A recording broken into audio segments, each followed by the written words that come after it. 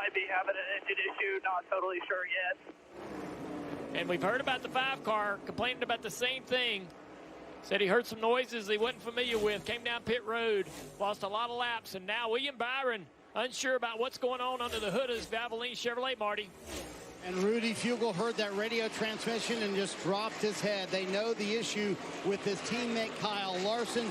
He hasn't said anything since that radio transmission, and the speed doesn't look too far off. He was in third when he said that. He has fallen back a little bit. Ross Chastain got by him, but we're going to certainly monitor what's going on with William Byron, who won stage 1 earlier on today, already won Hendrick issue. Hopefully they don't have another one with the engine. It feels really flat, dead, and it's loud in here.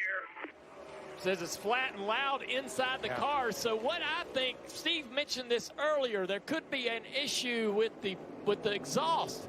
Whereas they're not having an engine problem, but there may be some separation or something in the exhaust because he's hearing a different pitch. When I watch the car on the racetrack, I still see the car drive down the straightaway with the same speed. This is a place where if you're down a little bit, use a little more throttle in the corner if you can.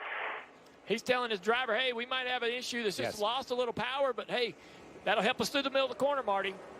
He said it, Junior feels flat and, quote, dead. That's what he called it. And I think he's talking about when he gets back to the gas. Rudy Fugle trying to coach his driver. He's saying, hey, the lap times are good. There you go. And he said, listen, we got to play where we are right now. So dealing with the engine issue, but I don't know what flat and dead would mean, but getting back to the throttle, that's their issue.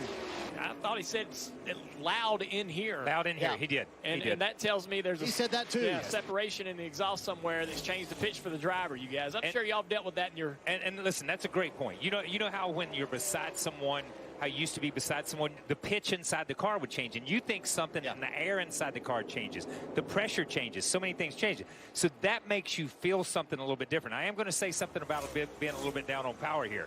Many years ago in the last century when we raced here a lot of times, you have 2 ignition boxes, and you'd knock the timing out of the second ignition box to save the tires. You'd run as hard as you could for the first 10 or 15 laps, flip to the next box, and go from 36 degrees of timing to 34 degrees, and it'd keep the car from spinning. Also did that at Wilkesboro where you just came from 3rd place because it keep you from buzzing the tires up off the corner.